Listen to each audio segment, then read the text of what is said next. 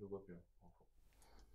Oui, parce que ce pourquoi je voudrais que tu développes sur ce sujet, c'est que cet aspect, alors on vient de parler d'imaginaire et de la capacité à stimuler le joueur, à repérer dans l'espace, ce qui n'est pas tout à fait la même chose, le client. D'ailleurs, j'allais te dire que si on remontait une borne chez soi, j'aurais tendance à avoir envie de mettre des pièces quand même, parce que si je peux jouer sans fin, c'est pas tout à fait, même si c'est de l'argent que je récupère, mais c'est un mécanisme qui doit être difficile à imaginer pour des plus jeunes joueurs. Tu es dans un rapport où tu dis non, c'est un peu trop, c'est un peu plus, je continue, je poursuis. C'est pour ça qu'on est en effet aussi dans le domaine de l'expérimentation. Euh, mais cette expérimentation physique, elle passe quand même. Alors, tu me dis qu'il y a deux enjeux autour de la narration ou autour de l'expérience.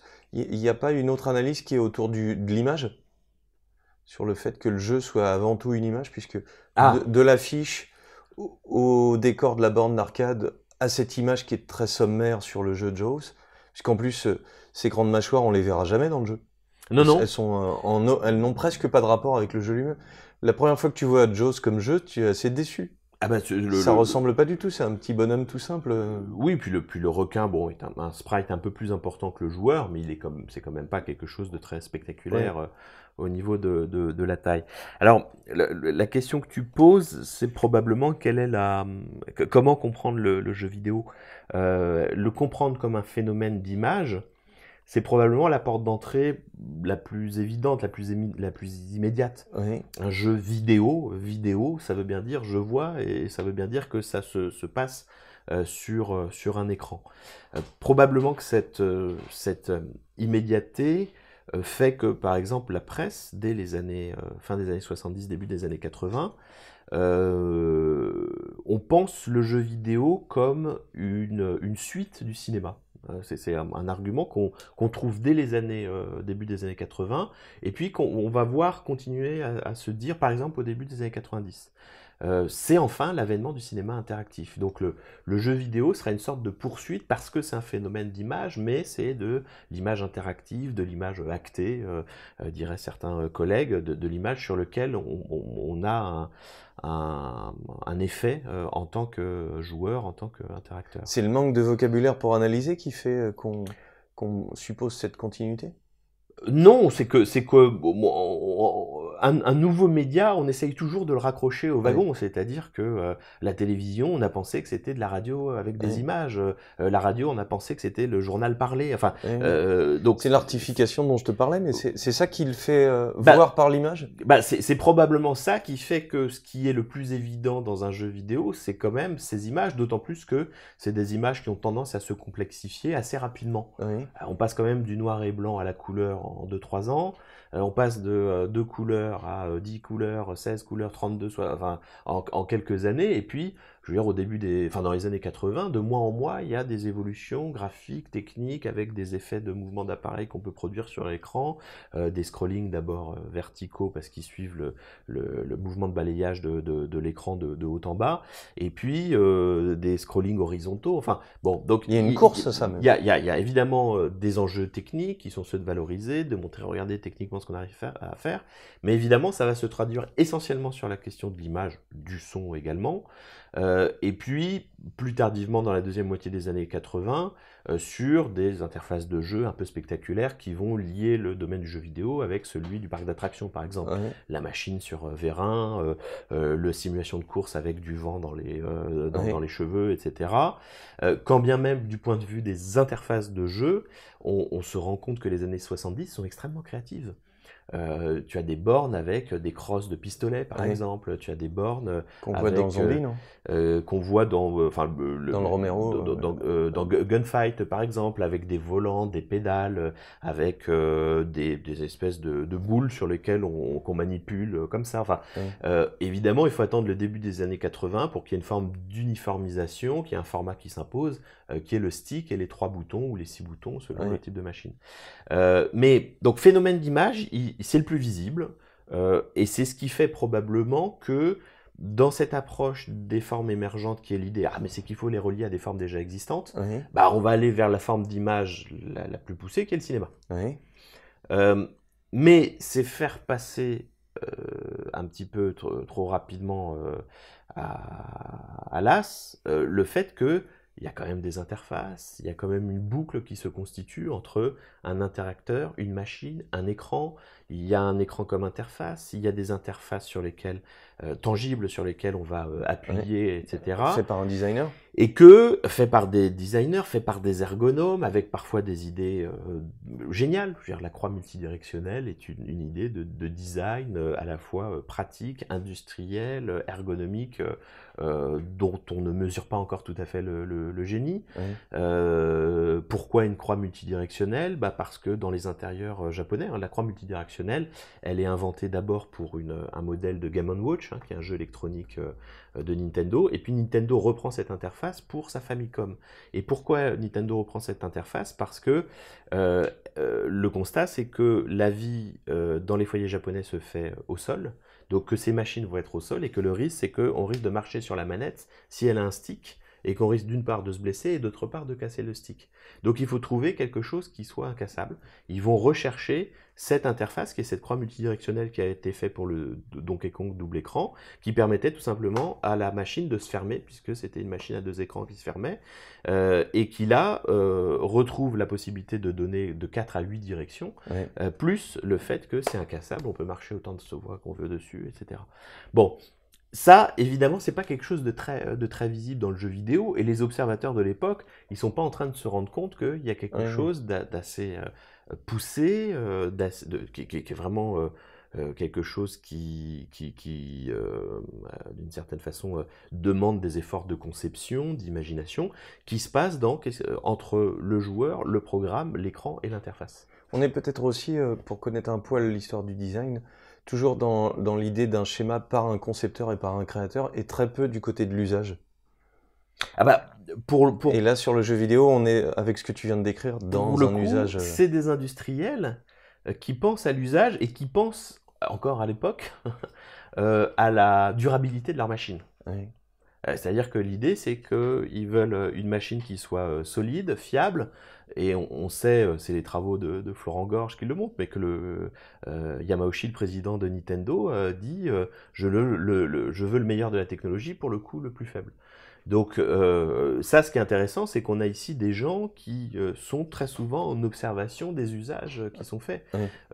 Gunpei Yokoi, qui est un des ingénieurs phares de Nintendo, c'est le fameux inventeur de la Game Boy, comme des Game & Watch, dans des témoignages qu'on a de sa part, on se rend compte qu'il y a un vrai souci de l'observation sociologique. C'est quelqu'un qui regarde ses contemporains et qui, par exemple, voit un salaryman japonais jouer avec une calculatrice dans le Shinkensei, le train à grande vitesse Ouais. japonais, et qui, de cette observation, va l'amener à penser cette fameuse gamme de jeux à écran à cristaux liquides qui est le Game & Watch.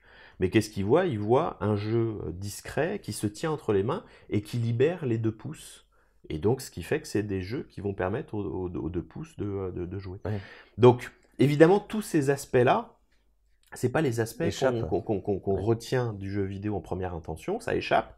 Et d'une certaine façon, c'est un peu la recherche. D'une part, les game designers eux-mêmes, hein, je veux dire Chris Crawford dans les années 80, The Art of Computer Game Design, qui est probablement un des premiers bouquins de réflexion intellectuelle sur qu'est-ce que c'est que faire un jeu vidéo, qui n'est Ouais. pas du tout un bouquin pratique, mais qui est plutôt un bouquin réflexif. Bah, on voit que la question des graphismes, il s'en fout complètement. Non, lui, c'est quel système vous constituez, quel discours porte ce système, etc., etc. Ouais.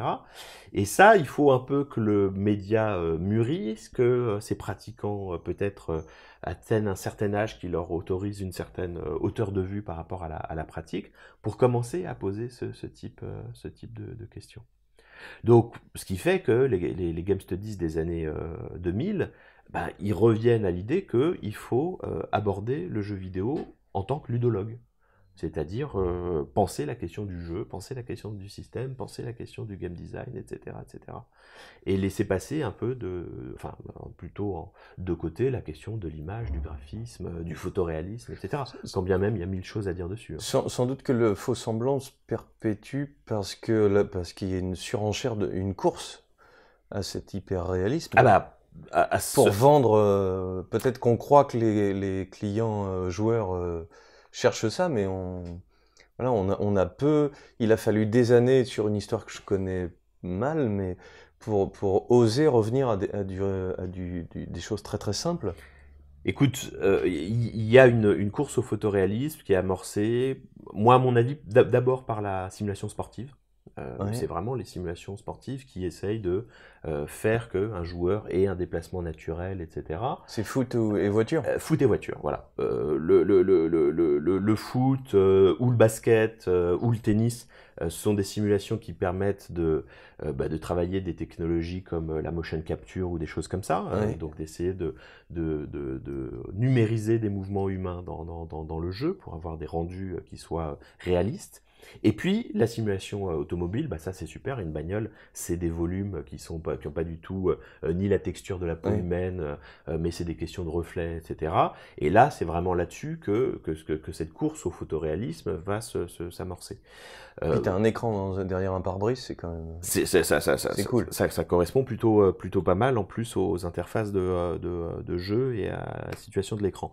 Mais ensuite, on voit deux choses, c'est-à-dire au début des années 2000, tu as d'abord un jeu qui s'appelle Fear Effect, puis un jeu qui s'appelle Jet Set Radio, et puis un Zelda qui s'appelle The Wind Waker, qui vont être des tentatives d'aller contre le photoréalisme pour aller plutôt vers une esthétique qui est celle du dessin animé. Le fameux cel shading, toon shading, qui va rendre des aplats de couleurs pour des volumes 3D. Donc, Qu'est-ce qui explique ce bah, changement de 2000? probablement, d'une part, chercher des nouvelles pistes graphiques, et j'ai l'impression aussi que à travers le cel shading, et en tout cas moi je serais prêt à supporter cette hypothèse pour ce qui concerne le Wind Waker, c'est lui éviter de vieillir. C'est assez fou de faire tourner une GameCube de 2002, donc 15 ans après, ou 16 ans après aujourd'hui, Mhm. et de voir qu'elle produit un contenu visuel qui est encore très moderne. Mhm. Je veux dire, qui a pas vieilli. Le Wind Waker de 2002 sur une GameCube, il passe, mais à l'aise. Enfin, mes gamins, ils jouent sans aucune Ouais. difficulté. En revanche, tu passes le Zelda Ocarina of Time de 98. Aujourd'hui, cette esthétique low poly, elle n'a pas été réhabilitée. Elle est en train de l'être, hein, ça c'est assez intéressant. Hein. Ouais. C'est-à-dire qu'on voit du côté de l'indépendance, il y a eu toute une vague du jeu 8 bits, il y a une vague du jeu 16 bits, et ben maintenant, s'amorce une vague du jeu 32 bits. Donc, il faut attendre qu'il y ait une forme de réhabilitation probablement de l'esthétique pour que d'un coup, peut-être, on retrouve certains charmes à ces jeux-là. Aujourd'hui, tu regardes un jeu de la PlayStation 1 de 96, 97, 98, ce moment où tout jeu qui était en 3D était un bon jeu, alors ça se voit très bien quand tu lis la presse spécialisée, il y a une forme d'engouement pour ces modalités un peu de représentation à l'écran. Bah aujourd'hui, tu trouves ça un peu criard, taillé à la serpe, sans aucun charme. Bon, bah on va voir, hein, peut-être que c'est des esthétiques qui vont être réhabilitées. Donc, le cel shading, à mon avis, c'est ça. Et je pense que du côté de Nintendo, avec des gens comme Aonuma, Miyamoto d'une certaine façon, il y avait peut-être cette idée, mais tiens, mais si on faisait un Zelda qui tienne dans le temps d'une certaine façon, parce qu'ils se sont rendus compte qu'entre 98 et 2002, avec l'arrivée des consoles nouvelle génération, bon, bah, leur vieux Zelda en avait pris un coup. L'autre mouvement que tu as, c'est quand même un jeu qui s'appelle Rez, qui est ce jeu de Mizuguchi, et qui lui fait le choix du graphisme vectoriel Mhm. dans une épuration totale des environnements, très peu de choses, et puis vraiment des choses très graphiques d'une certaine façon. Bon, tout ça, moi, ça me paraît être vraiment des gestes artistique assez fort Mhm. de différenciation de cette course au photoréalisme, parce que en même temps, bah, tu as des jeux comme Halo, tu as des jeux comme, euh, je sais pas, Tomb Raider, ou d'autres, ou les jeux Quantic Dream, qui poussent plutôt vers Mais des d'ailleurs, représentations photoréalistes. ça semble ouvrir une deuxième période, enfin je sais pas si c'est deux, mais du jeu vidéo qui se parle à lui-même en fait, qui se réfère moins à la réalité extérieure, qui se réfère moins à l'histoire du cinéma, qui Probablement. commence à produire ses propres formes. Oui, et puis qui revient. Alors ça va être très fort du côté du jeu indépendant, quoi. À partir du moment où les plateformes mobiles s'ouvrent au jeu, où les consoliers ouvrent leur boutique en ligne, et où un acteur comme Valve avec Steam va ouvrir une place pour les productions indépendantes, c'est qu'on voit beaucoup de ces productions indépendantes revenir vers du graphisme 8 bits, vers des choses très dépouillées, vers des choses très expressives mais assez peu figuratives. En s'adressant à des joueurs qui ont déjà une culture Alors, alors, et en curieusement, jouant avec cette culture. à mon avis, ils arrivent à s'adresser à deux types de joueurs. Ceux qui ont un certain background, c'est-à-dire des trentenaires, qui sont finalement assez charmés de retrouver ces vieux jeux ou ces jeux à l'ancienne. Et puis, moi, je commence à en être assez convaincu, une jeune génération qui considère ça comme une esthétique à part entière du jeu vidéo. Et donc, qu'il n'y a pas... Enfin, c'est moins la question de l'hommage ou la nostalgie qui est derrière, Oui. que l'esthétique qui vaut pour elle. Je veux dire que l'esthétique 8 bits, elle est appréciée par des jeunes gens, garçons et filles, Oui. qui ont aujourd'hui 18-20 ans. Pourquoi? Parce qu'ils écoutent des groupes de musique qui font des clips dans cette esthétique-là, qu'ils ont des t-shirts qui utilisent des esthétiques 8 bits, en veux-tu, en voilà, qui utilisent ce genre de choses simplement parce qu'ils les retrouvent, je sais pas, dans les emojis qu'on utilise sur les chats, etc. C'est du 8 bits, les emojis, pour une bonne partie d'entre eux, et que ça fait partie d'une culture graphique des années 2010. C'est une sorte de contraste qui se fait avec le... là, dans le JV Jordi de Paco, ces 5 jeux cultes, Terminus. On a l'impression que je ne connais pas, mais d'un petit jeu qui est vraiment très très simplifié. Mais sur le même, dans le même magazine, t'as Death Stranding. Il y a un goût pour mais c'est presque pornographique l'image en fait, tellement elle veut être super super réaliste. Et je prends le mot pornographique parce que je disais érotique tout à l'heure à propos des petits morceaux. Quand l'imaginaire du spectateur fait le reste, il y a une puissance d'évocation, alors, sexuelle dans mon exemple, mais de jeu, qui s'en va quand l'image sexuelle est trop réaliste en fait. Là, on a quelque chose. Il a l'air plus vrai que toi en fait. Ce qui est quand même fou. Et en même temps, regarde cette image dans 10 ans. Elle aura l'air datée, tu veux dire? Ah bah, alors là, je t'en fais le pari, devant la caméra. Tu sais, il y a quelques années, avec Nicolas Rosette que tu as connu, on avait organisé à Valence, dans la Drôme, une semaine autour de jeux vidéo, etc. Et j'avais proposé à la programmatrice de la salle, puisqu'il y avait une programmation de films, de diffuser Final Fantasy, les créatures de l'esprit, le film de Square. Moi, je l'avais pas revu depuis 10 ans, et ou je l'avais revu en vidéo peut-être à un moment pour la thèse, mais comme je l'avais pas beaucoup utilisé, voilà, mais je l'avais pas revu en salle. Et mon souvenir, c'était d'être sorti de la salle en disant, c'est fou ce qu'on arrive à faire avec l'image de synthèse, et d'avoir douté à 1000 moments dans le film en disant, mais c'est des acteurs là, ou c'est de l'image... Non, ils ont dû intégrer quand même un plan, enfin bon, vraiment un doute, quoi. 10 ans après, tu revois sur un écran les créatures de l'esprit, on était en 2010, voilà, 2011 peut-être. T'as pleuré. On était tous dans le Uncanny Valley, quoi. C'était dérangeant. Non, mais ça... Et on était tous, c'est fou. Enfin, pour ceux qui avaient vu le film à l'époque, c'est fou comment notre perception de l'image de synthèse a évolué en 10 ans. C'est-à-dire que là, on n'est plus du tout dans le trouble qu'on éprouvait il y a 10 ans. On voit ça nous crie à la gueule que c'est des images de synthèse. Donc là-dessus, évidemment, on va toujours être dans un... même les images de synthèse je sais pas, dans Star Wars...